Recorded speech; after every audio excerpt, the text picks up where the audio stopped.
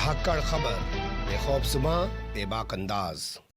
धाकड़ खबर के news room से मैं आपके साथ हूं अकरम रईस खान। कोर्ट संबंधित खबरों का ताज़ा बुलेटिन लेकर एक बार फिर से आपके सामने हाजिर हो गया हूं। आज के बुलेटिन में 10 अहम खबरें जिनसे आपको रूबरू कराने जा रहा हूं। लेकिन आगे बढ़ने से पहले छोटी सी अपील है आपसे, अगर आप लोग यूट्यूब देख रहे हैं तो हमारे चैनल को सब्सक्राइब कर सकते हैं, फेसबुक या ट्विटर देख रहे हैं तो आप हमें फॉलो कर सकते हैं। चलते हैं पहली खबर की तरफ। पहली खबर, जैसा आपसे धाकड़ खबर ने कमिटमेंट किया था कि जो बाबरी मस्जिद तोड़ने के मामले की सुनवाई चल रही है लखनऊ की विशेष सीबीआई अदालत में, उससे जुड़ा हुआ अपडेट सबसे पहले आपके सामने कोर्ट बुलेटिन में रखा करेंगे। तो उसी अपडेट को आपके सामने रख रहा हूं। कल यानी कि सोमवार के दिन साध्वी रितंबरा का बयान दर्ज किया गया। उसके बाद आज 30 तारीख को अडवाणी का बयान दर्ज होना था। यानी कि पूरा नाम बताएं तो देश के पूर्व उप प्रधानमंत्री, गृह मंत्री रह चुके लाल कृष्ण आडवाणी और हृदय हिंदू सम्राट जो हैं उनका बयान दर्ज होना था। उसके बाद अगले दिन बयान दर्ज होना था 1 जुलाई को मुरली मनोहर जोशी का, 2 जुलाई को बयान दर्ज होना था कल्याण सिंह का, और उसके बाद इसी तरीके से तमाम लोगों के बयान दर्ज होने थे। लेकिन कल की सुनवाई के बाद अदालत को 2 दिनों के लिए बंद कर दिया गया। क्यों बंद कर दिया गया? बताया गया बार एसोसिएशन के एक पदाधिकारी हैं, वकीलों का जो यूनियन होता है ना, वो बार एसोसिएशन उसको बोलते हैं, देसी भाषा में आपको बता देते हैं। उसके एक पदाधिकारी हैं जिनका नाम है ध्रुव सिंह, वो कोरोना पॉजिटिव मिल गए। उसके बाद अदालत को 2 दिन के लिए बंद कर दिया गया। अब अदालत 2 जुलाई को खुलेगी तो उम्मीद है 2 जुलाई को लाल कृष्ण आडवाणी का बयान दर्ज किया जाएगा। पर बड़ा सवाल ये कि साध्वी रितंबरा ने क्या बयान दर्ज कराया है। तो साध्वी रितंबरा जो आरोपी है इस पूरे मामले की, उसने बयान दर्ज कराया है और कहा है कि मैं निर्दोष हूं। सबसे पहली लाइन उनकी यही है, नोट कर लीजिए। सब बेकसूर हैं, बेवजह मुकदमा हो गया, बेवजह दिन के उजाले में मस्जिद को तोड़ दिया गया। शायद कोई जिन तोड़ रहे थे या टूटने वाली जो चीज़ थी वो मस्जिद नहीं थी या वो कोई चीज़ थी ही नहीं, टूटा ही नहीं है कुछ भी, सब निर्दोष हैं। मैं निर्दोष हूं। श्री राम मंदिर आंदोलन राष्ट्रीय, एक एक शब्द को थोड़ा ध्यान से सुनिएगा, श्री राम मंदिर आंदोलन राष्ट्रीय स्वाभिमान का जागरण था।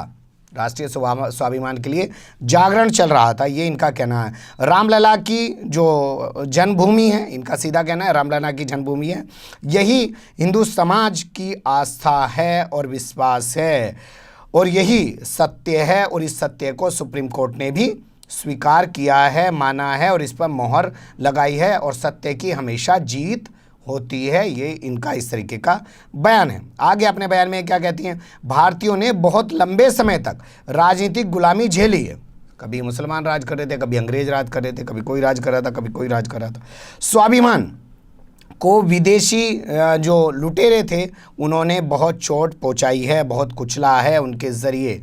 लेकिन आज जो है आस्था जो है ना पहले टूटने दी, ना आज तक हिंदुओं ने अपनी आस्था को बचा के रखा, अपने अस्तित्व को बचा के रखा। इस तरीके का बयान इन्होंने दिया है। राम मंदिर के ज़रिए समाज के भीतर आगे जो ये कहती हैं दबी हुई जो भावनाएं थी वो उभर कर बाहर आई हैं, ये इनका कहना है। अपना बयान दर्ज करा के जा चुकी हैं। अब देखिए जब क्रॉस एग्जामिन का टाइम आएगा तब उस वक्त क्रॉस एग्जामिन होगा कि नहीं होगा, कितना होगा, सामने वाली पार्टी कितना कर पाएंगी कि नहीं कर पाएंगी, कुछ पता नहीं है। बता दें आपको, सुप्रीम कोर्ट के आदेश पर लखनऊ की विशेष सीबीआई अदालत के जज एसके यादव इस पूरे मामले की सुनवाई कर रहे हैं। 31 अगस्त तक उनको इस मामले में फैसला सुनाना है कि आखिर 6 दिसंबर 1992 को बाबरी मस्जिद किसने तोड़ी थी। साथ ही बता दें 9 नवंबर 2019 को सुप्रीम कोर्ट से फैसला आ चुका है और सुप्रीम कोर्ट साफ कर चुका है कि उस ज़मीन पर बाबरी मस्जिद वालों का कोई हक नहीं है, ना ही वो अपना हक वहाँ साबित कर पाए। हालांकि फैसले में उसने स्वीकार किया कि यहाँ मस्जिद खड़ी हुई थी, मस्जिद को तोड़ा गया था और मस्जिद के अंदर मूर्तियाँ रखना भी गलत था। ये तमाम चीज़ें मानी, लेकिन बावजूद उसके मस्जिद के हक में फ़ैसला नहीं सुनाया और मंदिर निर्माण के हक में फ़ैसला सुना दिया और वहाँ पर मंदिर निर्माण का कार्य चल रहा है। बिहार चुनाव से पहले माना जा रहा है कि देश के यशस्वी प्रधानमंत्री 800 साल बाद हिंदू राजा बने अशोक सिंघल की ज़माने की बात कर रहा हूँ, विश्व हिंदू परिषद के जो नेता हैं वो उसका शिलान्यास करेंगे और उसी के सहारे बीजेपी बिहार चुनाव जीतने की कोशिश करेगी। एनएलयूडी के रिजर्वेशन फॉर्मेट पर दिल्ली हाई कोर्ट ने फिलहाल रोक लगा दी है और उसे नई अधिसूचना जारी करने के लिए कहा है। National law university of Delhi ने एक नया फॉर्मेट लॉन्च किया था रिजर्वेशन का। उसके मुताबिक जो दिल्ली में रहने वाले छात्र हैं, चाहे वो एलएलबी के छात्र हों, चाहे वो एलएलएम के छात्र हों, उनको 50% सीटें मिलेंगी। यानी कि उनके लिए 50% सीटें रिजर्व रहेंगी, यानी कि और लोगों के लिए सिर्फ 50 सीटें जो दूसरी स्टेट से आने वाले लोग हैं। इस फैसले को दिल्ली हाईकोर्ट में चुनौती दी गई। उसके बाद जस्टिस हिमा कोहली और जस्टिस जो हैं एस प्रसाद की बेंच ने इस पूरे मामले की सुनवाई की और सुनवाई करने के बाद यूनिवर्सिटी के इस रिजर्वेशन फॉर्मेट पर फौरी तौर पर रोक लगा दी और कहा कि 2 जुलाई से जो एडमिशन प्रक्रिया वहाँ पे शुरू होनी है उसके लिए नई अधिसूचना जारी करे। कुछ वर्तमान स्टूडेंट थे, कुछ पूर्व स्टूडेंट थे, उनके ज़रिए एक पिटीशन दाखिल की गई थी। स्टैंडिंग काउंसिल जो यहाँ पे पेश हुए सरकार की तरफ से, उन्होंने कहा साहब एक बात बताइए, ये कोई सेंट्रल यूनिवर्सिटी तो है नहीं और ये कोई नेशनल इंस्टीट्यूट भी नहीं है, इसका तो सिर्फ दिल्ली से ताल्लुक़ है, इसलिए बाहर के लोगों को यहाँ पर उतना एडमिशन नहीं मिलना चाहिए। इस मामले में अगली सुनवाई की तारीख तय कर दी है 18 अगस्त, यानी कि मामला लंबा खिंचेगा, चलेगा और उसके बाद निकल के ये आएगा कि क्या वाकई में ऐसा किया जा सकता है। लेकिन आप समझ सकते हैं केजरीवाल सरकार है, दिल्ली के बच्चों को खुश करना, देखो हमने आपके लिए 50% रिजर्वेशन लागू करा दिया, नहीं तो दूसरे राज्यों के बच्चे आके यहाँ की सीट घेर लिया करते थे। अगली खबर का रुख कर लेते हैं। सभी जेलों में वीडियो कॉन्फ्रेंसिंग और कॉलिंग की सुविधा उपलब्ध कराई जा रही है। दिल्ली सरकार ने जेल की तरफ से ये एक रिपोर्ट दिल्ली हाई कोर्ट में दाखिल की है, जिसमें तमाम जेलों के अंदर कैदियों के लिए सुनवाई के दौरान पेश होने के लिए वीडियो कॉन्फ्रेंसिंग की सुविधा 24 जून से चालू कर दिए जाने की और इसके अलावा कॉलिंग की सुविधा, जो महिलाएँ हैं फ़ोन पर वो अपने परिजनों से बात करना चाहती हैं उनके लिए फ़ोन पर बात करने की सुविधा 26 जून से शुरू कर देने की बात कही गई है। बता दें आपको, एक पिटीशन दाखिल की गई थी जिसमें कहा गया था कि 25 मार्च को जब तमाम चीज़ों पर रोक लगा दी गई कि कोई मिलने नहीं जा सकता, अब जानते हैं ना मिलाई होती है जेल में, परिवार के लोग अपने कैदियों से मिलने जाते हैं तो वो मिलने नहीं जा सकता। उसके बाद तय ये किया गया था कि वीडियो कॉन्फ्रेंसिंग का सिस्टम एक डेवलप किया जाएगा, कॉलिंग का सिस्टम एक डेवलप किया जाएगा ताकि परिवार के लोग जो हैं वो उनसे मिल सके, एक तरीके से ऑनलाइन वर्चुअल मुलाकात कर सकें, लेकिन वो व्यवस्था आज तक नहीं बनाई गई है। तो इसको लेकर एक पिटीशन दाखिल की गई और इस पर जवाब तलब किया हाई कोर्ट ने। तो उसके बाद जेल प्रशासन ने एक रिपोर्ट बना के भेजी जिसको दिल्ली सरकार ने हाई कोर्ट में पेश कर दिया। सिस्टम है ये, जेल प्रशासन उनको देगा, वे जाके कोर्ट में पेश करेंगे। लेकिन अभी भी जो ये पिटिशनर है इनका कहना है कि जो 25 मार्च को रोक लगाई गई थी, जो फिज़िकल जो मुलाकात है जाके वो दोबारा से बहाल की जानी चाहिए और ये जो मुलाकात का सिलसिला बंद है इस पर प्रतिबंध लगाया जाना जो कैदियों की स्वतंत्रता का मौलिक अधिकार है उसका उल्लंघन करता है, खतरे में उसको डालता है, इसलिए इसको बहाल किया जाए। कोर्ट आगे सुनवाई करेगा, देखेंगे क्या वो फिर से कैदियों की जो मुलाकात का सिलसिला शुरू कराता है, क्योंकि कोरोना के चलते तमाम चीज़ें बंद कर दी गई थी। मानवाधिकार आयोग ने हरियाणा के स्वास्थ्य विभाग से जवाब तलब किया है और बहुत सख्त अंदाज में जवाब मांगा है। मामला क्या है, बताया जा रहा है कि एक महिला को उसका पति लेकर बीमारी की हालत में हॉस्पिटल गया, जो सरकारी हॉस्पिटल था, लेकिन वहाँ सोनीपत से खबर आ रही है, लेकिन वहाँ मौजूद डॉक्टरों ने उसको भर्ती करने से मना कर दिया। कहा कि इसे अगले दिन लेके आना, पहले इसका कोरोना टेस्ट होगा, उसके बाद इसको अस्पताल में भर्ती करेंगे। कुछ ही देर बाद महिला की मौत हो गई। महिला की मौत हो जाने के बाद परिवार के जो लोग थे वो उसका अंतिम संस्कार करने में लग गए। उसी दौरान सरकारी अस्पताल का अमला पुलिस फोर्स के साथ वहाँ पहुँचा, महिला को उठा के यानी कि उसकी डेड बॉडी को उठा के ले गया, मोर्चरी में डाल दिया और कहा कि जब तक इसकी कोरोना जाँच नहीं होगी तब तक आप इस का अंतिम संस्कार नहीं कर सकते। 5 दिन तक परिवार के लोग डेड बॉडी पाने के लिए भटकते रहे, लेकिन डॉक्टर जो है डेड बॉडी को मोर्चरी में डालकर, उन्हीं की भाषा में ना, उनके लिए तो कूड़ा कचरा है ना, जिले आओ डाल दो, उनके लिए कोई मायने नहीं रखता। जिसका मरा उसके लिए मायने रखता होगा ना। ये तो सिर्फ अपना काम कर रहे हैं, ड्यूटी कर रहे हैं। जैसे मैं कहता हूँ ना, ट्रेन से कट जाएं तो पुलिस को कोई फ़र्क नहीं पड़ता, एक आदमी के 10 टुकड़े हो गए तो उठाए, अपना बोरी सी बांध दिया, ले आके मोर्चरी में रख दी। उनकी संवेदनाएं नहीं होती और संवेदनाएं दिखा के वो करे भी क्या, रोज़ काम करना है उनको। तो डॉक्टर के सामने तो रोज़ मर रहे हैं लोग, तो वो काहे को इतनी संवेदना दिखाएगा। मृतका जो है उसका नाम है किरण बाला।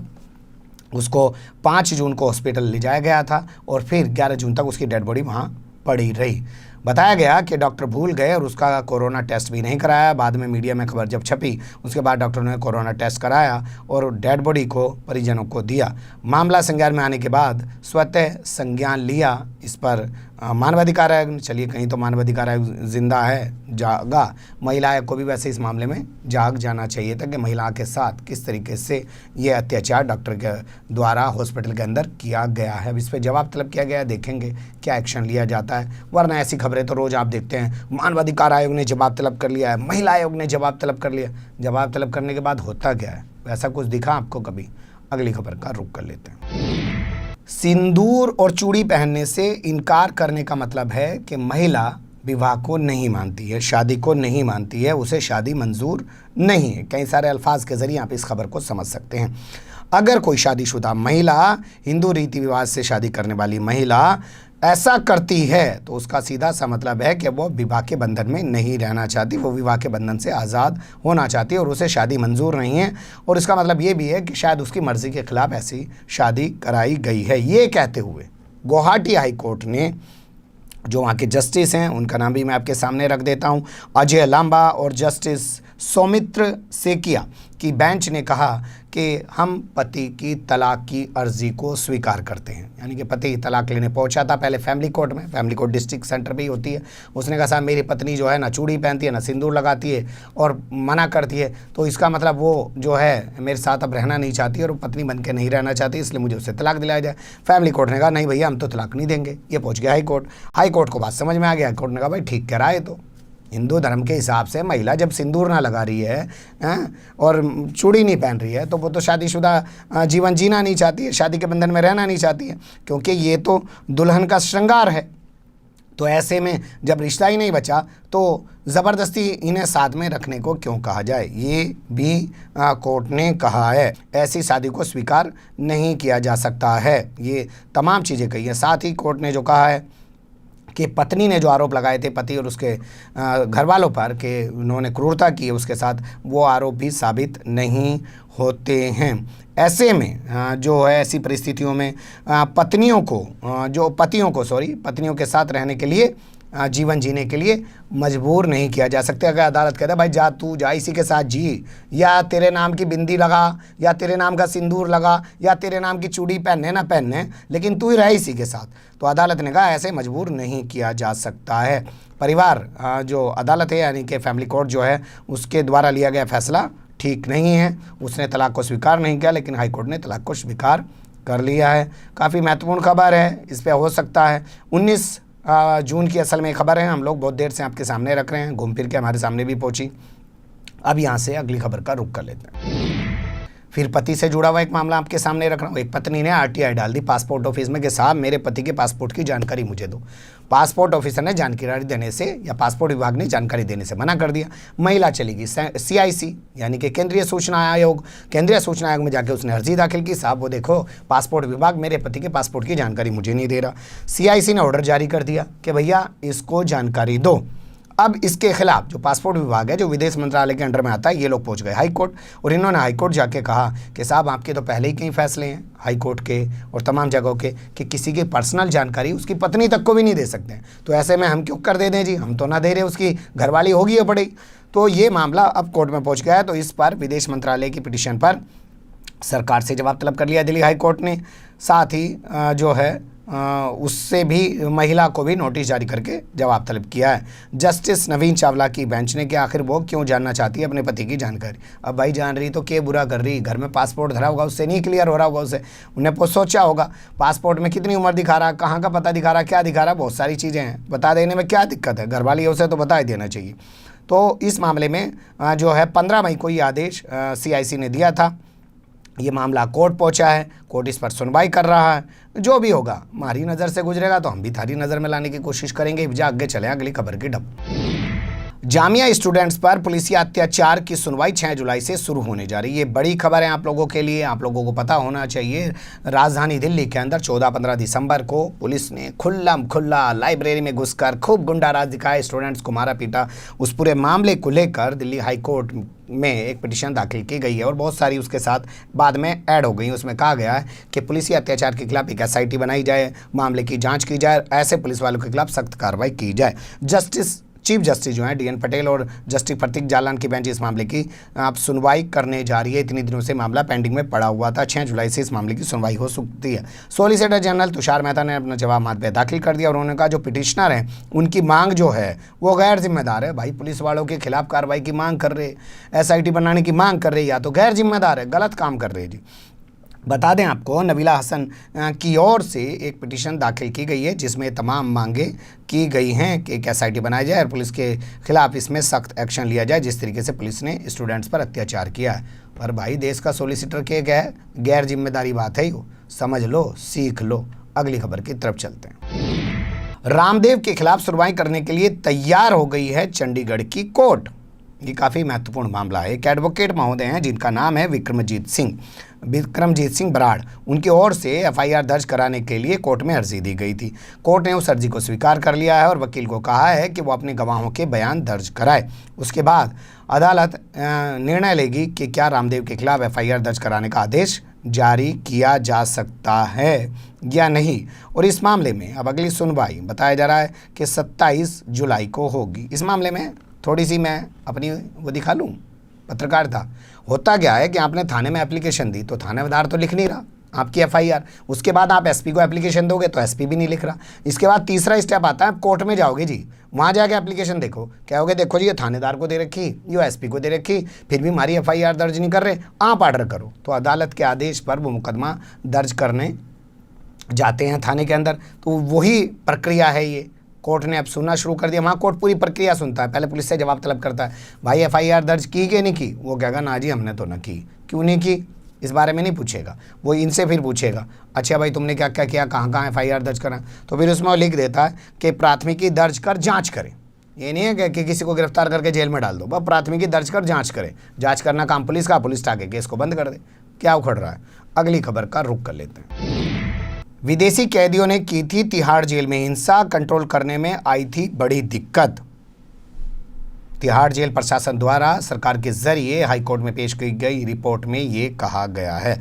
बता दें आपको, पिंजरा तोड़ गैंग की सदस्य नताशा नरवाल आजकल तिहाड़ जेल में हैं। उनका कहना था कि 16 जून को तिहाड़ जेल में बड़े पैमाने पर हिंसा हुई है। कई सारे लोगों के हाथ पैर तोड़ दिए हैं पुलिस वालों ने, और उसके बाद वीडियो कॉन्फ्रेंसिंग की सुविधा भी बंद कर दी है। वो अपने घर वालों से, अपने वकील से बात नहीं कर पा रही हैं। ये पिटीशन उन्होंने दाखिल की थी। उसके बाद हाईकोर्ट ने जेल प्रशासन से जवाब तलब कर लिया था। अब जेल प्रशासन की ओर से जवाब दाखिल किया गया। उसमें कहा गया साहब 16 जून को ना कुछ विदेशी जो हैं वो 9 नंबर बैरिक से बाहर निकल आए और उन्होंने ताला भी तोड़ दिया। तड़की वो घटना हुई। जब सूचना मिली तो सारे पुलिस वाले वाकू भागे तो उन्हें कंट्रोल करने में बड़ी दिक्कत आई। कई पुलिस वाले भी घायल हो गए और वे लोग भी घायल हो गए। सरकार के जेल के भीतर जो अस्पताल है वहीं पर उनका इलाज कराया गया। यानी कि ये बात तो सच हो गई कि नताशा नरवाल ने कहा था कि बड़े पैमाने पर हिंसा हुई है, लेकिन उन्होंने कहा कि 30-40 लोग ही घायल हुए, 25 विदेशी थे, 15 जो लोग हैं उसमें पुलिस वाले थे, वे घायल हो गए कंट्रोल करने में, क्योंकि उन लोगों ने काफ़ी हंगामा खड़ा कर दिया था। लेकिन वीडियो कॉन्फ्रेंसिंग जो बंद की गई थी इसके बाद वो मामला शायद अधूरा रह गया है। कोर्ट में अभी सुनवाई जारी है। उसके बाद कोर्ट क्या डिसीज़न लेगा वो देखना बहुत दिलचस्प होने जा रहा है। लेकिन ये साफ है कि जेल के अंदर इतनी बड़ी घटना हो जाती है और बाहर बैठे भोपू मीडिया के दलाल चाटुकार दंगाई पत्रकारों को नहीं पता चलता। उन पत्रकारों को नहीं पता चलता जिनकी ड्यूटी लगा रखी, भाई कोर्ट में जाके रिपोर्ट करा कर, भाई जेल थाने में जाके रिपोर्ट करा कर। उन्हें इतनी बड़ी खबर नहीं पता चलती है। और विदेशी सोचिएगा कभी। अगली खबर का रुख कर लेते हैं। ये इस बुलेटिन की 10वीं और आखिरी खबर है। कोरोना के डर से जो भयभीत हो गए हैं शब्बीर शाह और कह रहे हैं साहब मुझे तो अलग से कोठरी में कहीं को धरवा दो, मतलब कहीं को व्यवस्था करा दो कोठरी में रहने की। बता दें आपके मनी लॉन्ड्रिंग के मामले में और टेरर फंडिंग के मामले में गिरफ्तार हैं शब्बीर शाह और पिछले काफ़ी समय से दिल्ली की तिहाड़ जेल में बंद हैं। पटियाला हाउस कोर्ट में उनकी तरफ से अर्जी दाखिल की गई है। कहा गया साहब उनके वकील के ज़रिए मेरा मुवक्किल जो है दिल का मरीज़ है, उसकी इम्यूनिटी पावर जो है यानी कि प्रतिरोधक क्षमता जो है रोगों से लड़ने की वो भी कम है, तो ऐसे में उसको कोरोना होने की ज़्यादा संभावना है। हमारी गुजारिश इतनी सी है कि उनके इलाज की सही व्यवस्था कराई जाए और साथ में उनको अलग से कोठरी दिला दी जाए। और जो जेल अधिनियम है, जेल कानून जो बना हुआ है, जेल एक्ट जो है, उसके तहत महामारी के दौरान ऐसी व्यवस्था करना का प्रावधान भी है। इन तब को आधार बना के उन्होंने अपना अर्जी दाखिल की है, जिस पर कोर्ट से नोटिस जारी करके जेल से जवाब तलब किया गया है। जवाब जब आएगा हमारे सामने आएगा तो हम भी आपके सामने रखने की कोशिश करेंगे। बने रहिएगा धाकड़ खबर के साथ। फिलहाल कमेंट्स के रूप में आप लोग अपनी राय दे सकते हैं, खबर को लाइक कर सकते हैं, चैनल को सब्सक्राइब कर सकते हैं, ज़्यादा से ज़्यादा हमारी खबरों को शेयर कर सकते हैं। फिर ऐसे ही किसी सुलगते हुए अब मुद्दे लेकर मैं आपके सामने हूँगा हाजिर। फिलहाल अभी मुझे दें इजाज़त।